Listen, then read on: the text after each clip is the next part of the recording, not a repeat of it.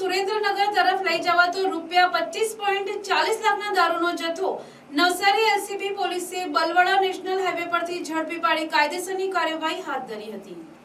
Navsari LCB પોલીસનો staff Chikhli વિસ્તારમાં પેટ્રોલિંગમાં હતો। દરમિયાન પૂર્વ બાતમીના આધારે બલવાડા ઓવરબ્રિજ ઉતરતા નેશનલ હાઈવે નંબર 48 મુંબઈથી અમદાવાદ જતા ટ્રેક ઉપર વોચ ગોઠવી હતી। દરમિયાન બાતમી મુજબની ટાટા ટ્રક નંબર GJ10X7945 આવતા જેને રોકી તલાશી લેતા અંદરથી ભારતીય બનાવટનો વિદેશી દારૂની નાની મોટી બોટલ નંગ 3600 ની કિંમત ₹15,40,800 તેમજ 2 નંગ મોબાઈલની જેની કિંમત ₹5,500 અને ટ્રકની કિંમત ₹10 લાખ મળી કુલ્લે ₹25,46,300 નો મુદ્દામાલ કબજે કરી ટ્રક ચાલક જયંતિ દેવભાઈ માથાસુરિયા રહેવાસી ડોળિયા ગામ પાવટરી નવા પ્લોટ ઝુપડામાં તાલુકો સાયલા જિલ્લો સુરેન્દ્રનગરની અટક કરી હતી।